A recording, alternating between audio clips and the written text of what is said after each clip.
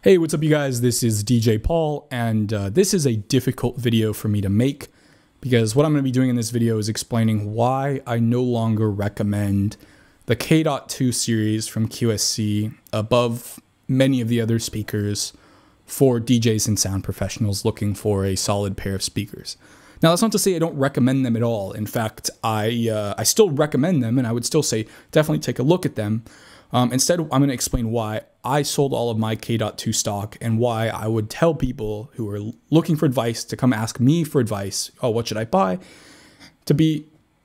Look around and look at some speakers. Consider the QSC, but also consider maybe the offerings from JBL or EV or things like that. The main issue, it has nothing to do with sound quality. It has nothing to do with other speakers that have come out that are like sound better or a better value. It just has to do with my experience with reliability and specifically amp reliability. So the reason I bought the QSC K.2 series is, and I've always been a QSC like fanboy. I'm always one of those people. The original K series, or what's now called the Legacy K from QSC, is some of the most reliable gear I've ever encountered in any industry. If I had to describe it in one word, it is bulletproof. That stuff can be, I've seen just so many people use and abuse it all the time. We always use it for rentals. It's a lot of people use them for rentals. They really make their money back. It's like literally zero problems. I've had zero problems. We have a fleet, dozens of QSC K series speakers. There have only been 2 times they have failed. And both of those times had nothing to do with the speaker. One of them, a cat pissed on the amp and it fried it. Totally makes sense. The other, it was left out in the rain during, I think, a rental. And it came back, and of course the amp was fried because it was left out in the rain and water got into it. Both of those, not QSC's fault at all. And given the amount of time these get used by DJs, I never have to worry about them coming back broken or anything like that. I've seen, I have a lot of stories. Like one of my favorite stories, the original K series, we were using K12s, the original ones, as monitors for a drummer. And the drummer had them turned up so loud that the driver literally rattled out of its screws and like fell.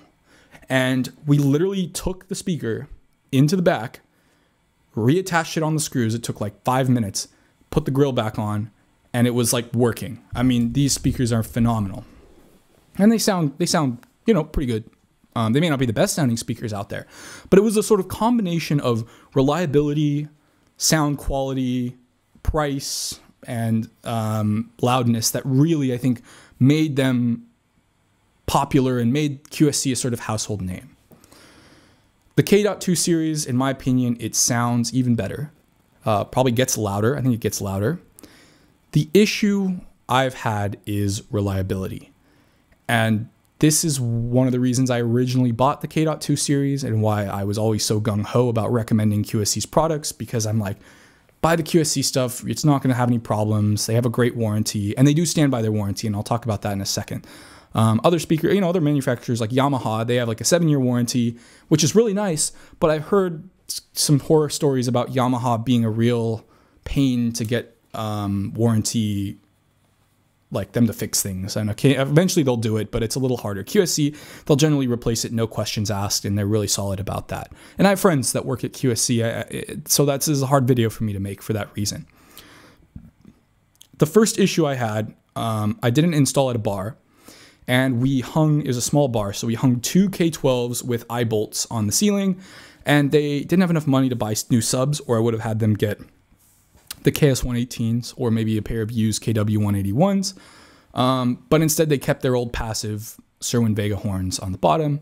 We bought a mixer, we redid the whole thing there, and that was great. I mean, it sounded great, got really loud. It was like 10 million times better sound quality wise and loudness wise than this old system they had, which was a bunch of speakers around the whole room. At one point, and I wasn't there when this happened, they were doing some open mic night, and they got a little bit of feedback, and both speakers fried at the same time. They wouldn't turn on. Kind of a freak thing. So I'm like willing to give QSC the benefit of the doubt. And to QSC's credit, we sent those speakers back. They had a replacement pair sent in like 2 weeks. No questions asked. They were really good about it. We really appreciated that, and that was great. The thing that really freaked me out is I have a pair of K10.2s that I sometimes use as light duty mains for like smaller events, smaller weddings and things. And I was doing a wedding and I was doing a sound check for this wedding. So this is before the event even started. At one point during the sound check, and it wasn't even that loud, one of the K10.2s just completely fried. And I was using them on top of VRX 918 SP subs. I was thinking about getting the KS subs, but I have so many of the VRX subs, and I'm like, whatever, I'll just keep using the VRX subs. They're solid subs. The KS 118s are phenomenal as well. The VRX subs are really good as well. They're both fantastic. Anyway, I digress. The K10.2, it just fried, and it wasn't. I thought at first it was the fuse, so I was going to try to replace the fuse. Unfortunately, the fuse is not user serviceable, which is kind of a goofy decision in my opinion, because those things can fry all the time. That's what you want them to do. You want the fuse to break when it encounters too much power rather than damaging anything. Wasn't the fuse. Turns out it was the amp. I took it to a repair shop, official QSC dealer, and they were like, look, the amp is just totally dead. You're going to have to get a replacement one. This happened a few months ago, like 2 months ago, I'd say. So this is during the supply chain stuff. So they're like, you're probably not even going to be able to get a replacement for at least 3 months. And I was like, dang, you know, one K12, two K12.2s fry at one time. I understand it's a freak thing. It happens once. But this other one happening as well, it just really scared the crap out of me. So I sold all of my K.2 stock, which wasn't too much, and bought some other stuff because I felt like after that experience, I could no longer trust the K.2 series to have my back the way the original QSC K series did, which we never had any problems. And I should say, you know, things like mic feedback and that sort of thing, they happen. And they especially happen when these speakers are on rental. So if I can't trust these speakers to go out on an event and come back working or not fail before the event even starts, it doesn't matter if they can sustain just years and years of constant abuse, going into the red, pushing it into the limiter. I need to be able to trust that these speakers are going to work and they have my back and I can make that return. And after that third speaker failed, after that K10.2 failed, the other one was fine. I had to use my ceremony speaker, which was a little JBL Eon 1 compact instead. Looked kind of goofy because I had two separate speakers on poles underneath the VRX subs, but it's what I had to do. I don't know, it really scared me. And to me, I understand, okay, maybe there's some new firmware that they added. Maybe there's some feature now that they fixed it and this won't happen again. But I can't trust that the new firmware is going to fix this issue. Because, you know, when these K12.2s failed, this was pretty early in their life. So I understand, okay, maybe they needed a firmware update or whatever. But I had these K10.2s, they were up to the latest firmware. So to me, I'm kind of like, I don't know what caused this. And I don't have the time to worry about it. I have the money. I'm just going to buy something else and sell these because I need something I know I can rely on and I don't have to worry about. And that peace of mind is valuable to me. What I bought instead, I bought some Bass Boss Diamond 112s, which I was looking for speakers that were, you know, around that 30-pound mark for a light duty pair of mains. And the Bass Boss were on there. I was also looking at the RCF TT10As. I may end up buying the 10As as well because I like the floor monitor angle on them. I may also just buy the original series of K10s because I love those. I think they're fantastic and they have a good price performance weight ratio. But all these experiences for me is why I would hesitate to recommend the K.2s over any other set of speakers. To put this in perspective, I have a lot of the JBL SRX 800 stuff and I've used that for 5 or 6 years. Every week. These K10.2s I didn't use. You know, I use them occasionally, maybe like once a month or something, maybe once every 2 months.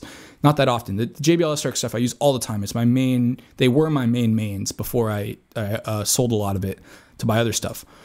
And I never had any problems. The SRX 812Ps, they're heavy, but they sounded good. I think the K10.2s honestly sounded slightly better, a little bit smoother, but whatever. The SRX 812Ps, they got really loud. And they were heavy SOBs, but they were reliable. And the SRX 800 subs, great value for the money, unbelievably good subs, especially for the price. Really highly recommend those for anyone looking for subs. In fact, when I started building my first like bigger PA, I was either going to go with the QSC. This was before the K.2. It was either going to be K series, KW subs, a lot of them, or SRX tops and subs. And the SRX ended up being more economical, even though I guess in theory it's a better speaker, because the price of the 828s was so low, you could get more bang for your buck, even though the tops were like a lot more expensive. It just ended up working out better, and you get kind of a what some would argue is a better quality speaker. I don't know. They're both really good, but the K.2s are really, really good too. So with, and what I want to say, maybe I'll say this. Don't just take my word for it, right? There's a chance that the K.2s are even more reliable than the K series, and I just got incredibly unlucky. So you shouldn't just take my word for it and be like, oh, Paul had these problems, therefore I shouldn't buy him. Any speaker manufacturer is going to have some failure rate, and they're going to die at some point. That's why we have warranties. That's what we expect. From my own experience, I've had too many failures with these products to recommend them to other people unequivocally. Given the number of stock that I have. You see, I had way more SRX 800 speakers and didn't have any amp failures or anything like that. In fact, the main issue I had was the XLR releases on them not unlocking. And I had that happen on like 3 or 4 of the speakers from the SRX 800 line, but I don't even know if that's like JBL's fault per se. Regardless, anyway. So all of that to say, that's my reasoning. And that's why I would encourage people to shop around and look at other speakers in addition to still considering the K.2, but I'm no longer going to say the K.2, in my opinion, has the most reliable bulletproof backing. It doesn't have this QSC reliability that I'm used to. Now, I think the KS subs, I think they have a similar amp, but those I've had great experience with. There's a club I DJ at that has some of the KS subs, and it's always being pushed into the red by other DJs and stuff, and these things, they never miss a beat. It's, you know, they've been in this position and they always get drinks spilled on them, and it's just people climbing all over them. They're getting slammed into the red all night and buried into the limiter for hours and hours, multiple days of the week, and they still work fine. They sound like they're new. That's the QSC that I know and I love and I recommend. It just so happens that I've had enough poor experiences that for my own peace of mind, I had to move to a different line. And that's why I'm telling you, based on my experience, that's why I would look around, per se. Don't rule them out, but just look around. Let me know in the comments. Are you a QSC fanboy? Have you had a perfect track record with the K.2s, the way I've had with the original K series? Or have you had other issues or amp failures with the K.2 as well? I'd be curious to know if my experience is unique.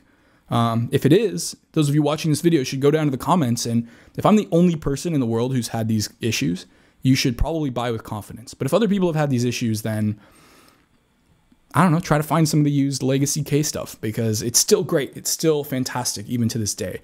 And I would still recommend that to people if they can find it.